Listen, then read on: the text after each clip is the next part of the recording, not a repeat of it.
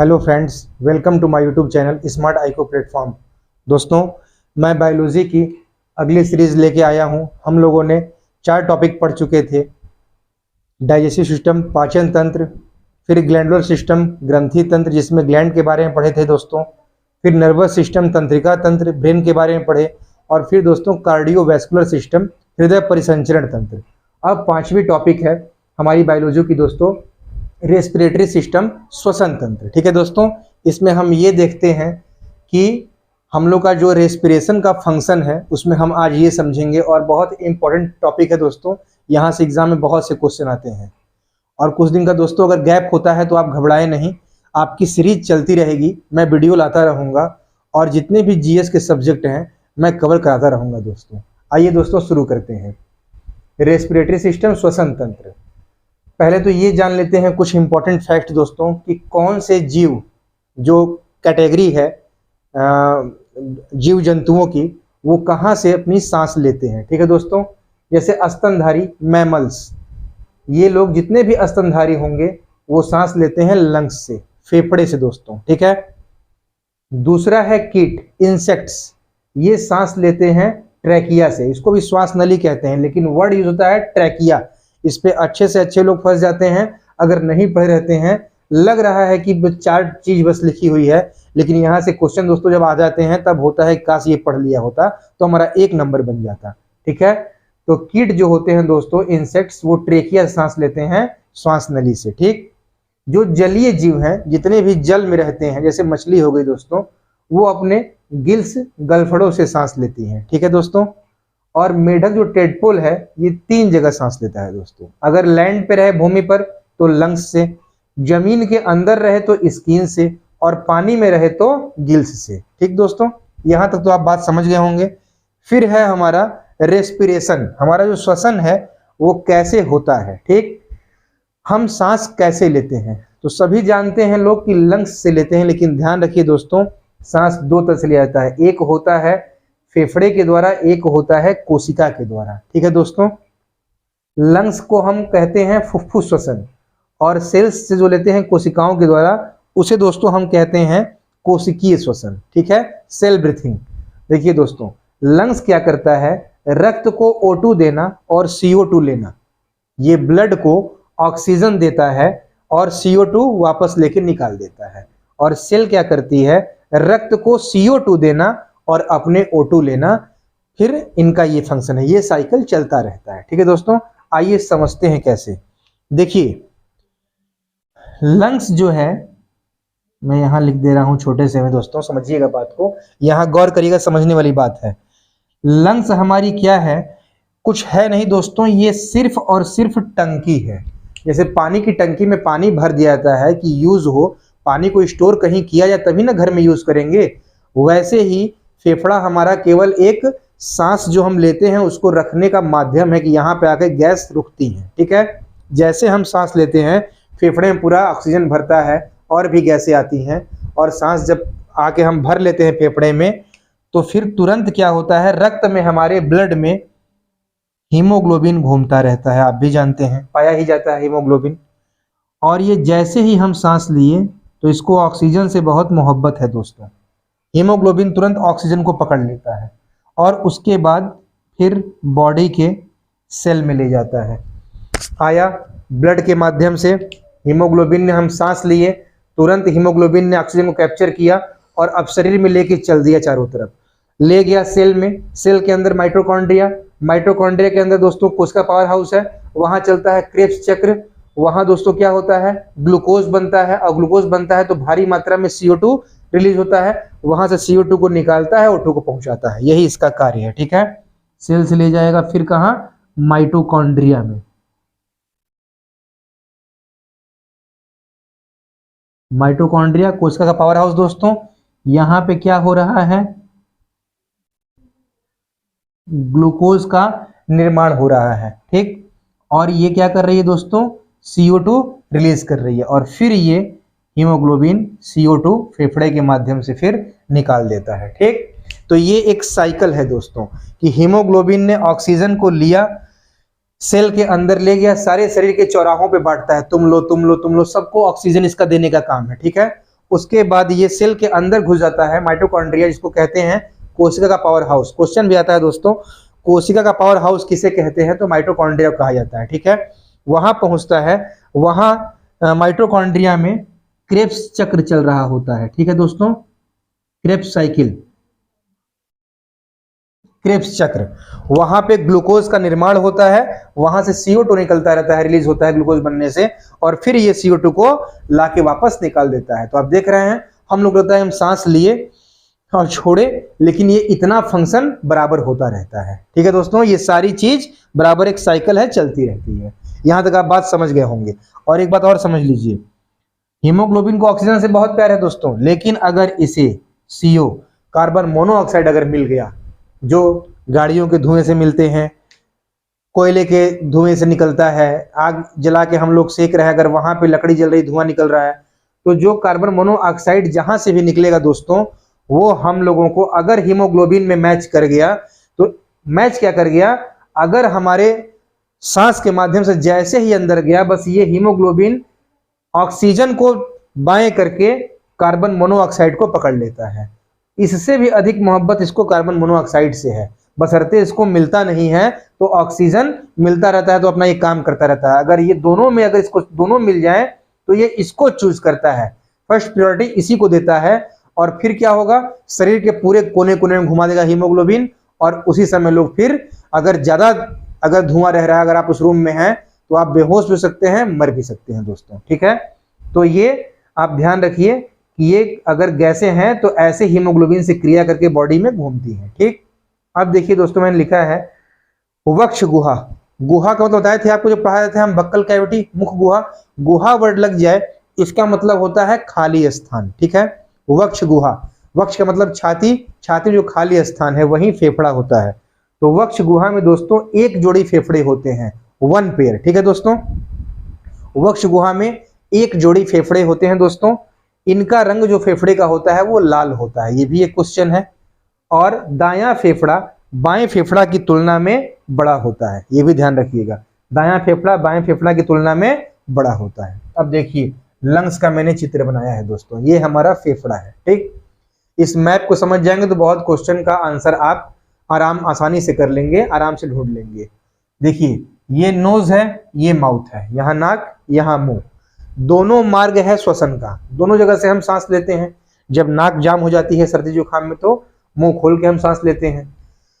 लेकिन नाक में म्यूकस ग्लैंड पाई जाती है दोस्तों, म्यूकस ग्लैंड आपको बताए भी थे, म्यूकस एंजाइम भी पाया जाता है। पहले टॉपिक में जो पढ़ा रहे थे आपको डाइजेस्टिव सिस्टम, उसमें बताए थे आपको जो शुरुआती 4 एंजाइम होते हैं, उसमें म्यूकस भी होता है जो खाने को चिपचिपा करता है। ये जहां भी रहता है वहां चिपचिपा पदार्थ बनाता है दोस्तों।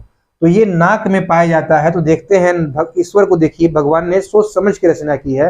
नाक में हमारे फिल्ट्रेशन की व्यवस्था है, नोज में क्या है, यहाँ फिल्ट्रेशन की व्यवस्था है दोस्तों।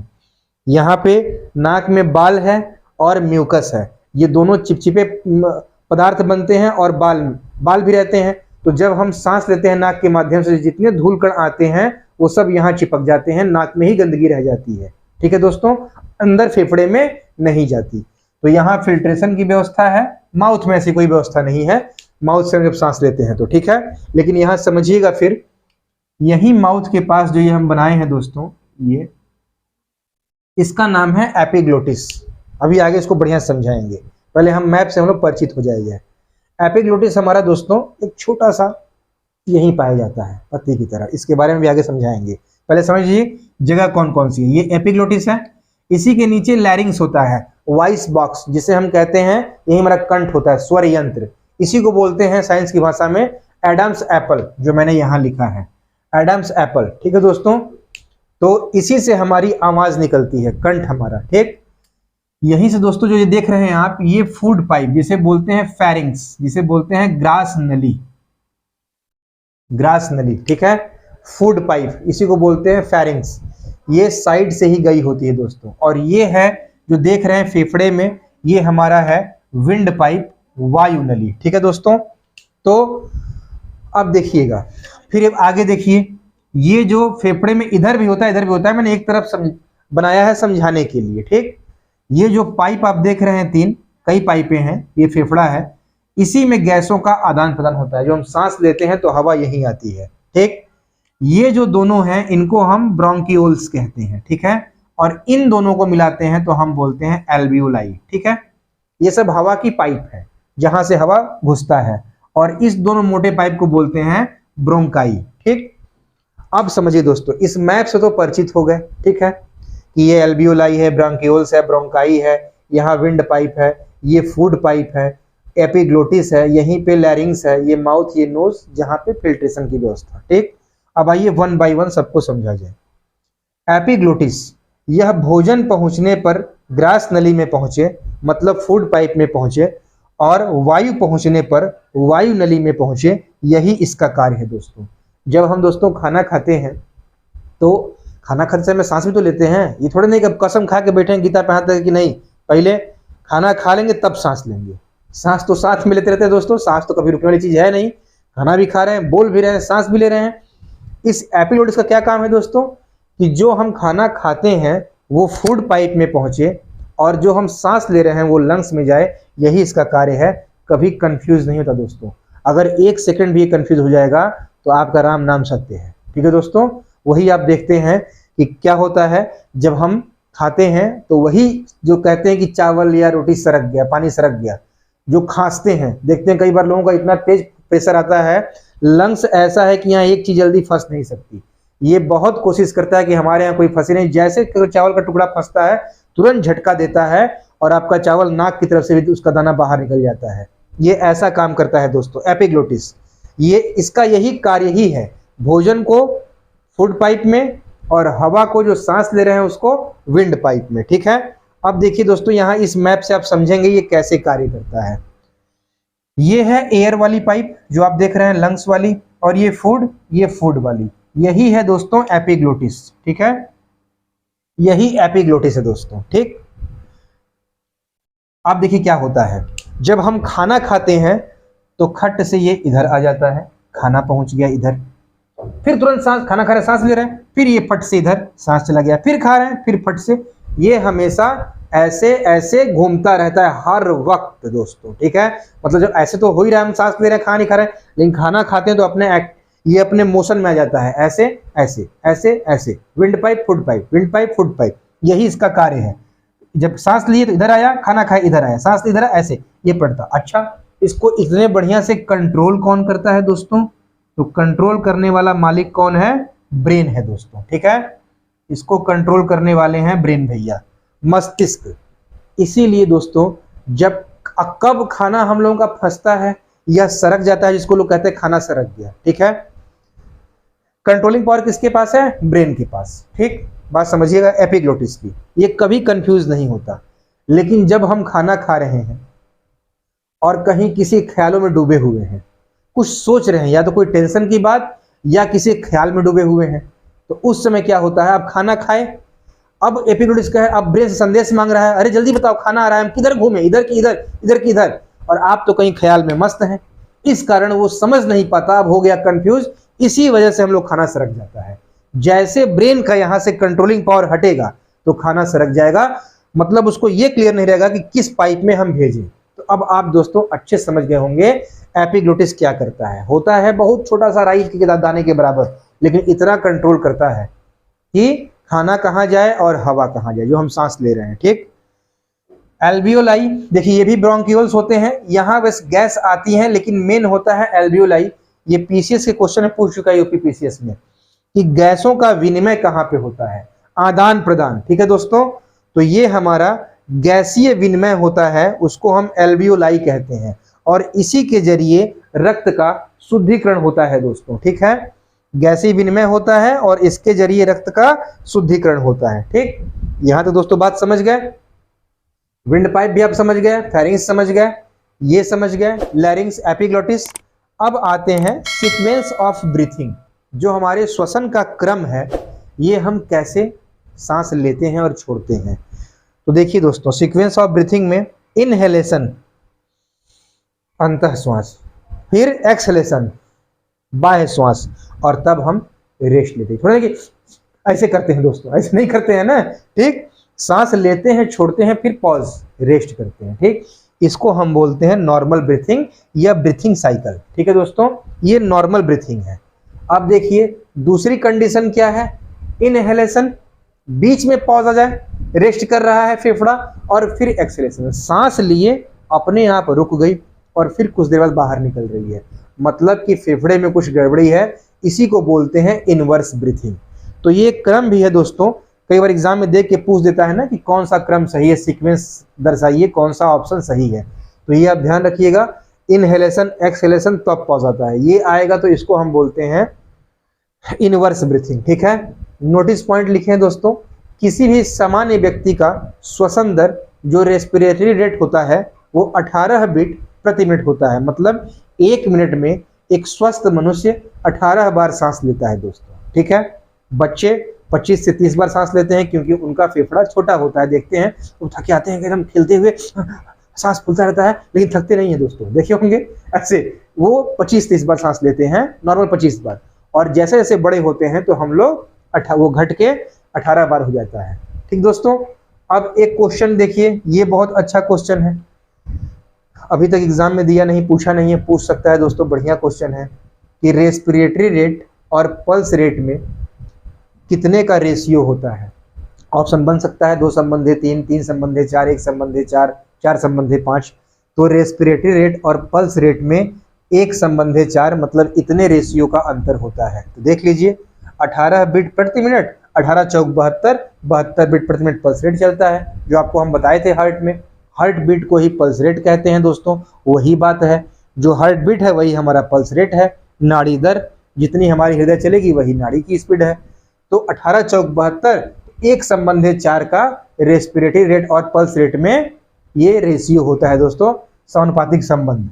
अब देखिए दोस्तों, सोते समय जो श्वसन दर है वो 12 से 13 बीट पर मिनट होती है दोस्तों। ठीक है, 12 से 13 बीट पर मिनट होती है, क्योंकि जब हम सो जाते हैं तो रिलैक्स मुद्रा में सांस लेते हैं एकदम आराम से, उस समय बीट घट जाती है। क्वेश्चन कर सकता है कि सोते समय श्वसन मतलब रेस्पिरेटरी रेट कितना होता है, तो मत कह दीजिएगा 18 बीट पर मिनट। ठीक है, उस समय 12 से 13 बीट पर मिनट होता है दोस्तों। ठीक है, अब देखिए ब्रीथिंग जब हम श्वसन करते हैं तो इनहेलेशन एक्सहेलेशन में कौन सी गैस को कितना परसेंटेज लेते और छोड़ते हैं, ये भी क्वेश्चन है। तो आइए देखा जाए, नाइट्रोजन 78%, जब हम सांस लेते हैं तो 78% इसको इनहेल करते हैं, ऑक्सीजन को 21%, कार्बन डाइऑक्साइड 0.324% और जलवाष्प भी लेते हैं दोस्तों। ये लोग भूल जाते हैं, लोग सोचते हैं बस यही गैसें जाती हैं हम सांस लेते हैं, तो जब भी हम सांस लेते हैं 4 गैसें अंदर जाती हैं, उसमें जलवाष्प भी है 0.5%। और जब ये हम एक्सहेलेशन करते हैं, एक्सहेल करते हैं, बाहर निकालते हैं, सांस छोड़ते हैं, उस समय नाइट्रोजन जितना लेते हैं उतना निकल जाता है, 78% निकल गया। ऑक्सीजन लिए 21%, निकाल रहे हैं 15.7%। ठीक है, 15.7%। ठीक दोस्तों, CO2 3.6%, कार्बन डाइऑक्साइड भी बढ़ के निकलता है क्योंकि अंदर हम कार्बन खाते भी हैं दोस्तों, और जब ग्लूकोज का निर्माण हो रहा है तो आप देखें ये CO2 रिलीज होता है, तो CO2 3.6% एक्सहेल करते हैं, वायु श्वसन के द्वारा छोड़ते हैं, और जलवाष्प भी दोस्तों 6.2% हम बाहर निकालते हैं। तो ये हमारा परसेंटेज है गैसों का कि कितना हम लेते हैं कितना छोड़ते हैं। इसमें एक क्वेश्चन और बनता है, एक तो यही बन सकता है कि कितना लिए कितना छोड़े, ये ध्यान रखिए, और एक ऐसा भी क्वेश्चन बन जाता है कि जब हम सांस लेते हैं और छोड़ते हैं तो किस गैस की मात्रा पर नगण्य प्रभाव पड़ता है। ठीक है, तो नाइट्रोजन पर, जितना हम लिए उतना ही निकाल दिए, जितना अंदर गया उतना बाहर गया, कोई उसका अवशेष अंदर 1% भी नहीं रहा। ठीक है दोस्तों, फिर देखिए एक चीज है दोस्तों, इस फेफड़े को दिक्कत किससे होती है, स्मोकिंग। जब हम स्मोकिंग करते हैं तो फेफड़े को दिक्कत होती है, फेफड़े से संबंधित, इसलिए मैंने आपको यहाँ पे लिखा है समझाने के लिए, ये भी टॉपिक में है। स्मोकिंग, स्मोकिंग 2 तरह की होती है, एक्टिव स्मोकिंग और पैसिव स्मोकिंग। अब ये भी लोग सोचेंगे एक्टिव क्या है, मतलब खुद पी रहे हैं, और पैसिव यार ने थमा दिया ले तू भी पी ले। ठीक है, तो ऐसा नहीं दोस्तों। ठीक, एक्टिव का मतलब जो हम खुद पी रहे हो, ठीक है, और पैसिव का मतलब कि जो हमारे बगल में बैठ के हमारा धुआं पी रहे हैं भाई साहब, वो पैसिव है। इसीलिए पब्लिक प्लेस पे स्मोकिंग क्या है, मना है दोस्तों, अलाउ नहीं है, ठीक है, क्योंकि ये और खतरनाक होता है। एक तो जो बंदा पी रहा है वो तो पी रहा है, और जो उसके अंदर की बैक्टीरिया और गलत चीजें निकल रही हैं, उसके रोग कीटाणु, वो भी आप सिगरेट का धुआं भी ले रहे हैं स्मोकिंग का, और उसके बैक्टीरिया को भी ले रहे हैं, तो पैसिव स्मोकिंग और खराब होता है दोस्तों, ठीक है। तो आप दोस्तों यहाँ तक बात समझ गए होंगे, आप इसका स्क्रीनशॉट लीजिए, फिर मैं इस टॉपिक पे आगे बढ़ता हूँ, ठीक दोस्तों, ले लीजिए आप। आइए फ्रेंड्स, आप लोगों ने स्क्रीनशॉट ले लिया होगा। अभी हम लोग स्मोकिंग के बारे में पढ़ रहे थे, स्मोकिंग, एक्टिव स्मोकिंग और पैसिव स्मोकिंग, ठीक है। आप समझ गए कि एक्टिव क्या है, पैसिव क्या है। अब देखिए दोस्तों, वेंटिलेशन, जो हमारा लंग्स है, नहीं कहते, आप सुनते थे कोविड के समय में वेंटिलेटर पे लगाया गया है, वायु संचार, फेफड़ा हमारा कैसे वायु संचार करता है, ठीक है, वेंटिलेशन लंग्स का, फेफड़ों का पैसिव मूवमेंट इसको बोलते भी हैं, फेफड़ों का पैसिव मूवमेंट। रिप्स होता है, डायफ्राम होता है दोस्तों। रिप्स जब हम सांस लेते हैं तो ऊपर उठता है, ठीक है, और जब सांस छोड़ते हैं तो नीचे धंसता है, ठीक। डायफ्राम अंदर जाता है और रिप्स ऊपर उठता है, ठीक। और डायफ्राम दोस्तों यही धक्का देता है तो CO2 बाहर निकलता है, नीचे जाता है और धक्का देता है, CO2 बाहर निकलता है। डायफ्राम के चलते ही जो हम सांस लेते हैं और जो निकल रही है वो डायफ्राम के चलते निकल रही है, और सांस लेने पर रिप्स ऊपर उठता है। गर्भवती महिला रिप्स से ही श्वास लेती है दोस्तों, और श्वास छोड़ती है, मतलब उस समय डायफ्राम, पेट दोस्तों गर्भ फुला रहता है, बेबी रहता है, तो डायफ्राम काम नहीं करता, उस समय रिप्स से ही इनका सांस का क्रम चलता रहता है, ठीक है दोस्तों। इसीलिए मैंने बताया है आपको रिप्स और डायफ्राम। यहाँ देखिए, समझ जाएंगे आप, ये हमारा फेफड़ा है, ये रिप्स, ये ऊपर उठता है, और डायफ्राम ऐसे ही यहाँ पे होता है दोस्तों, ठीक है, और ये ढकेलता है जो हम सांस लिए हैं उसको बाहर निकालने के लिए। आप कई मूवी में सीन देखे होंगे कि हीरो ने विलेन को ऊपर से फेंक दिया और कुछ टूटा फूटा नहीं, हड्डी भी नहीं टूटी, नीचे गिरे और आई करके तुरंत मर गए, ठीक है दोस्तों। तो उस समय क्या होता है, उस समय डायफ्राम टूट जाता है। अब डायफ्राम टूट गया तो काइयों नहीं करेंगे, सीधे खत्म कहानी, न कुछ फटा न टूटा, अंदर ही अंदर खत्म हो गए, मर भी गए, क्योंकि सांस ले गए हैं अंदर, अब बाहर निकली ही नहीं, उनका राम नाम सत्य हो गया, वो डायफ्राम ही टूट जाती है दोस्तों। तो यही डायफ्राम की बदौलत हम सांस को बाहर निकालते हैं, ली हुई सांस को। अगला है दोस्तों प्लूरल मेम्ब्रेन। देखिए, फेफड़ा जो बनाए हैं उसी का हाफ बनाए हैं, जो हम ये बनाए थे दोस्तों पहले, अभी इसके पहले जो बनाए थे अभी चित्र, उसमें आप देखे होंगे कि ये बनाए थे, यही प्लूरल मेम्ब्रेन है। फेफड़े की झिल्ली होती है दोस्तों, फेफड़े की झिल्ली को प्लूरल मेम्ब्रेन कहते हैं। इसी में पानी भरने से टीबी नामक रोग होता है, जो सुनते हैं टीबी हो गया, जो टीबी होता है वो फेफड़े में पानी का मतलब वही लिक्विड द्रव, वो कफ का जम जाना, उसी के लिक्विड का जम जाना, वही टीबी रोग है दोस्तों, ठीक है। अब टीबी आया तो इसका फुल फॉर्म जानिए। टीबी का फुल फॉर्म होता है ट्यूबरकुलोसिस या ट्यूबरकुल बेसिलाई, ठीक है, ट्यूबरकुलोसिस या ट्यूबरकुल बेसिलाई। यह एक छुआछूत का रोग है दोस्तों, मतलब इन्फेक्टिव डिसीज है, संक्रामक रोग है, ये छुआछूत से फैलता है, खांसने छींकने से फैलता है, ठीक है दोस्तों। टीबी के जो जीवाणु होते हैं, बैक्टीरिया, इनका संक्रमण शरीर के किसी भी अंगों में हो सकता है, सिर्फ दो को छोड़कर। दो क्या है दोस्तों, बाल, हेयर एंड नेल, नाखून, बाल और नाखून को छोड़कर जो टीबी है उसके बैक्टीरिया का संक्रमण हमारे शरीर के किसी भी अंगों में हो सकता है, ये ध्यान रखिएगा। टीबी का इलाज दोस्तों 6 से 8 महीने चलता है, और सबसे बड़ी बात कि अगर इस 6 से 8 महीने के ड्यूरेशन में आप एक दिन भी दवा को गैप कर दीजिए, नगा कर देंगे, तो फिर से उस डेट से अब 6 से 8 महीने जुड़ा जाएगा, फिर गैप करेंगे, फिर 6 से 8 महीने, मतलब एक तो 6 से 8 महीने इसका इलाज, ऊपर से एक दिन भी गैप नहीं करना है। फिर एग्जाम में क्वेश्चन भी पूछता है दोस्तों कि टीबी की जांच को क्या कहते हैं। टीबी की जांच को हम क्या कहते हैं, डॉट्स कहते हैं। इसका फुल फॉर्म है डायरेक्टली ऑब्जर्व ट्रीटमेंट्स, ठीक है दोस्तों, डॉट्स। ये हमारा टीबी के बारे में, अगर इससे क्वेश्चन आएगा तो आप आराम से आसानी से कर लेंगे। और भी है दोस्तों, पूछ देता है कि BCG का टीका किस लिए लगाते हैं, तो टीबी रोग से बचाने के लिए।